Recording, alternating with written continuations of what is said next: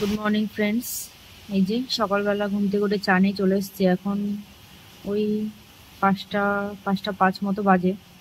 আর বাইরে তো পুরো মুষলধারে বৃষ্টি পড়ছে। এই বাইরের অবস্থাটা দেখো, জানি না কিভাবে বেরোবো আজকে এক্সাম দিতে। প্রচুর বৃষ্টি পড়ছে, কিন্তু ওই খুব বেশি দূর না, আমার স্কুলটা গেলেই বুঝতে পারবে কতটা দূরে।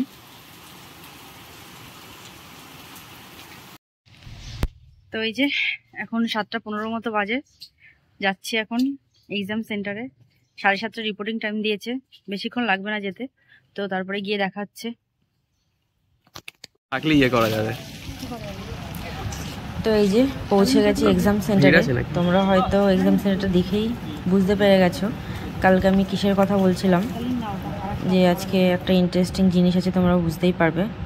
তো দেখো, এই যে আমার নিজেদের স্কুলে এক্সাম সিটটা পড়েছে। কালকে তো আমি বলেইছিলাম যে আজকে ইন্টারেস্টিং কিছু হবে। তো যে দেখো, তো আমি ভেতরে ঢুকছি। তো এই যে এক্সাম শেষ করে একটু বাইরে এসেছিলাম বাজারের দিকে। বললো খুব খিদে পেয়ে গেছে, চলো কিছু খাওয়া যাক। তো এখানেই এসেছিলাম। মেনলি ওর একটু লোকাল থালি খাওয়ার ইচ্ছা হয়েছিল, তো সেই জন্য ও লোকাল থালি নিয়ে নিয়েছিল ওখান থেকে। আর আমি মোমো নিয়েছিলাম। এখানে লোকাল থালিতে বলতে বয়েল যা যা থাকে এখানকার লোকাল লোকজনের, এই যে কি একটা সবজি বয়েল ছিল, আর তার সাথে কিছু স্যালাড দিয়েছিল, আর চিকেন বয়েল এগুলোই ছিল। বললো বেশ ভালো টেস্টি আছে। আর আমি নিয়ে নিই আর লোকাল থালিটা, আমি মোমো খেয়েছিলাম। তারপরে একটু বাজারে গেছিলাম একটু মাছ কিনবো বলে। এই যে বাজারটাতে দেখো, তো এখান থেকে একটু রুই মাছ নিয়েছিলাম। দেখি বাজারটাতে অনেক রকম মাছই বসেছিল, তো রুই মাছ নিয়েছিলাম। তো রুই মাছটা মোটামুটি 1 কিলো 200 মতো হয়েছিল।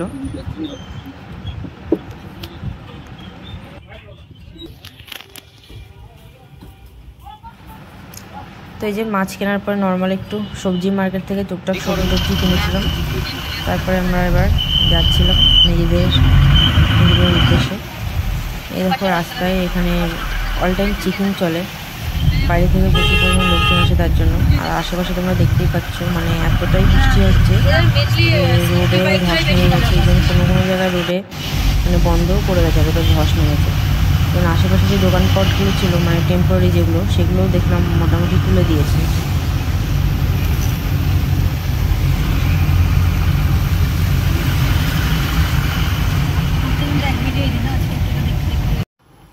তো এই যে রাতে চলে এসেছি বাসন টাসন মেজে রান্না করতে। আজকে প্রচুর বাসন জমে গেছিলো, যেহেতু সকাল থেকে টাইম পাইনি, এক্সাম দিতে গেছিলাম। মানে কোনো রকম আর কি ব্রেড ট্রেড খেয়ে, সকালে ব্রেড অমলেট এইসব খেয়ে গেছিলাম, চা। তো কালকে রাতের বাসন সকালের বাসন জমে প্রচুর। তার মধ্যে দেখি জল চলে গেছে, বাথরুম থেকে বালতি করে নিয়ে এসে জল দিয়ে বাসনটা মাজলাম মেজে। তার মধ্যে আবার কি বলতো, আজকে এক্সাম দিতে গেছিলাম, আসার পথে বাজার থেকে একটু মাছ নিয়ে এসেছি। এই যে রুই মাছ এনেছি 250 টাকা কিলো। কিন্তু এখানে একটা সমস্যা কি বলতো, তোমার একটা মাছে যতটাই ওজন হোক না কেন তোমাকে নিতে হবে, মানে কেটে কোনো মাছ বিক্রি হয় না। সেটা 1 কিলো হোক 1.5 কিলো হোক আর যাই হোক। তাই এই যে অনেক কষ্ট করে মানে বেছে বুঝে হয়তো 1 কিলো 100 না 200 গ্রাম হয়েছিল, এটাই পুরোটা নিতে হয়েছে, না নিলে দিচ্ছিল না।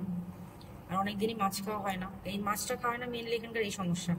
মানে মেনলি তো মোটামুটি রুই মাছটাই বেশি পাওয়া যায়, আর সেটাও পুরোটাই নিতে হবে। এবার পুরোটা খেয়ে ওঠাও সম্ভব না, সেই জন্যই। তাও আজকে অনেকদিন পর ইচ্ছা হলো, সানডেও ছিল, সেই জন্য হলাম নিই রাতে, আর কাল দিয়ে মোটামুটি হয়ে যাবে। আগে মাছগুলোকে ভেজেই রেখেছি, ভাবছি যে যদি কারেন্ট চলে যায় তাহলে তো মুশকিল, না আগে ভেজে নিই, তারপর অন্য যা মানে কাটাকুটো করার সেগুলো করবো। আর আজকে সকালবেলা তোমরা হয়তো আমার এক্সাম হলে মানে এন্ট্রির সময়তেই বুঝে গেছো আমি কালকে কি একটা ইন্টারেস্টিং এর জিনিসের কথা বলছিলাম। সত্যি আনবিলিভেবল, আমার সিটের সিটটা আমার নিজের স্কুলে পড়েছে। মানে সত্যি কথা বলতে কেউ বিশ্বাস করার মতো না, আমিও বিশ্বাস করতে পারিনি। ইভেন এটা আমি ফ্রাইডেতেও জানতাম না, কারণ সিটেটের 2 দিন আগে পর্যন্ত আর কি সেন্টার শো করছিল না। আর তার মধ্যে যেহেতু স্কুল ছুটি ছিল, তো সেই জন্য আরও বুঝে উঠতে পারেনি যে আমাদের সেন্টারে মানে এক্সাম ফেলেছে। কারণ এর আগে ইন্ডিকেটারের লিস্টটা অনেকদিন আগে থেকেই নিয়ে নেয় ওরা, 1 মাস আগে থেকে।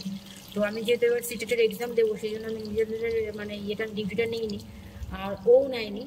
তার কারণ আগের বার আমি বলেছিলাম যে এর আগে আমি 3বার ফর্ম ফিল আপ করেছি, কিন্তু একবার এক্সাম দিতে পারিনি। তার কারণ আগের বার যেহেতু আমার সিটটা একটু দূরে পড়েছিল, আর ও ইনভিজিলেটরের ডিউটি নিয়ে নিয়েছিল, তার মধ্যে আমি একলা যেতে পারবো না, যেহেতু এই জায়গাটা তো তেমন একটা আমাদের ওখানকার মতো চেনা না, সেই জন্য আমি এক্সামটা দিতে পারিনি। তো সেই জন্য ও জেনে শুনেই এবার আর কি ডিউটি নেয়নি, যে আমার কোথায় সিট পড়বে কি পড়বে না ওকে যেতে হবে, আর আমি তো নিয়ে যেহেতু আমার এক্সাম আছে। আর তার আগে 3বার আমি এক্সাম দিতে পারিনি বললাম তো, আগের বছর এটা হয়েছিল। আর তার আগের বার কি হয়েছিল, তার আগের বার মানে আমি ফর্ম তো ফিল আপ করেছিলাম, কিন্তু সত্যি বলতে ভুলে গেছি। এবার 1 মাস আগে ইন্ডিভিজুয়াল ডিউটি লিস্ট আসে স্কুলে, এবার আমি ওখানে ডিউটি লিস্টে নাম দিয়ে দিয়েছি। এবার একবার কি বলতো, ডিউটি লিস্টে নাম দিয়ে দিলে তোমাকে ডিউটি করতেই হবে। এবার সেই জন্য আমি আর এক্সামটা দিতে পারিনি। আর তার আগে একবার যত সম্ভব হয়তো এমএসসির এক্সাম পড়ে গেছিলো, তো এইভাবে আমার আর কি এক্সাম দেওয়া হয়নি। এটাই ফার্স্ট টাইম আমি সিটেটটা দিলাম। আর এইভাবে যে মানে এরকম ভাবে নিজের স্কুলে দিতে হবে মানে আশা করিনি। অ্যাকচুয়ালি এরাও তো বুঝিনি না যে অ্যাকচুয়ালি যেহেতু এটা একটা প্রাইভেট স্কুল, এখানে সিট ফেলেছে। তো মোটামুটি এই স্কুলটা যেহেতু একটু নাম করা এখানকার, বেশিরভাগ এখানকার মানে গভর্নমেন্ট জবের এক্সামগুলো আমাদের স্কুলেই কন্ডাক্ট করে। তো সেই জন্যই আর কি হয়ে গেছে। যাই হোক, মানে অ্যাকচুয়ালি আজকে জানো তো আমারকে ঢুকতে দেখে সবাই একটু অবাক। প্রথমে ভেবেছে হয়তো আমার ডিউটি আছে সেই জন্য ঢুকেছি, কিন্তু ডিউটি থাকলে না অনেকটা আগে ঢুকতে হয়। যেমন ধরো রিপোর্টিং টাইম ধরো 7:30টায় থাকে স্টুডেন্টদের, তো ইনভিজিলেটারদের মোটামুটি 6টা 6:30টায় ঢুকে যেতে হয়। তার কারণ তার আগে ওদের অনেকটা সবকিছু বুঝিয়ে দেয়, যদিও এর আগে মিটিং হয় সবকিছু বুঝিয়ে দেয়, তাও অনেকটা সকালে ঢুকতে হয়, যেহেতু ডিউটি অ্যাডমিট কার্ড আগে যাবে সব কিছু অনেক কিছু বোঝায়। তো আমি তো ঢুকেছি মোটামুটি দেরিতেই, 8টার দিকে। তো বলছে এত লেট ইনভিজিলেটর, আমি বলছি আজকে আমি ইনভিজিলেটর না, আজকে স্টুডেন্ট। এই তো সবাই ভাবছে, মানে অবাক হয়ে গেছে, এরকম অবস্থা আর কি। এখানকার মাছের একটা সমস্যা কি বলতো, যেহেতু বরফের মাছ, মানে ননস্টিকের কড়াইতেও দেখো লেগে যাচ্ছে, মানে এতটা নরম মাছ না।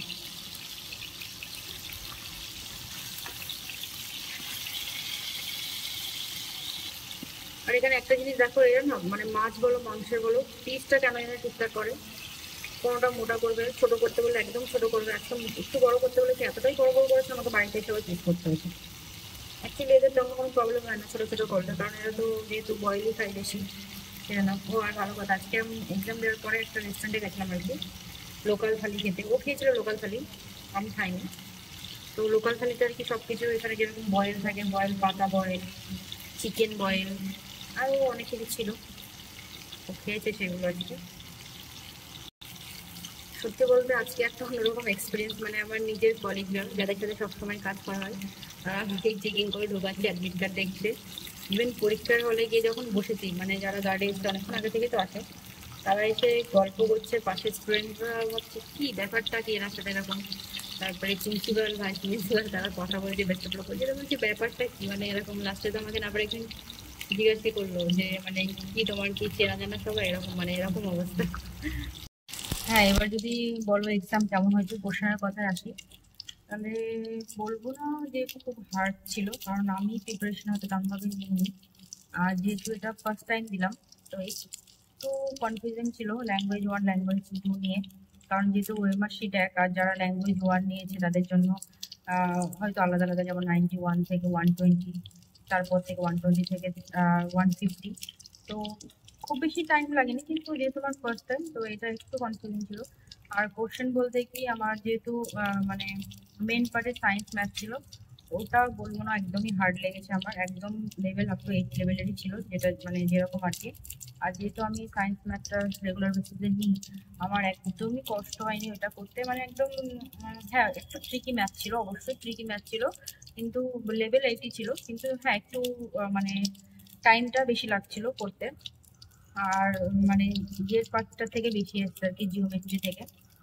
তো মোটামুটি ম্যাথটা সায়েন্সটা ঠিক ছিল, কিন্তু ম্যাথ সায়েন্স মিলিয়ে যদি সিলেবাসে যেটা বলে আর কি, যে 30-30-60 মার্কের, কিন্তু তেমন কোনোটাই আসে না। মানে 30 যদি সায়েন্সে থাকে, তার মধ্যে 15টা হয়তো সায়েন্স বা 10টা সায়েন্স দিয়েছে, আর মানে 15-20টা তোমাকে ওই পেডাগজি ওয়াইজ যে সায়েন্সটা হয় সেটা দিয়েছে।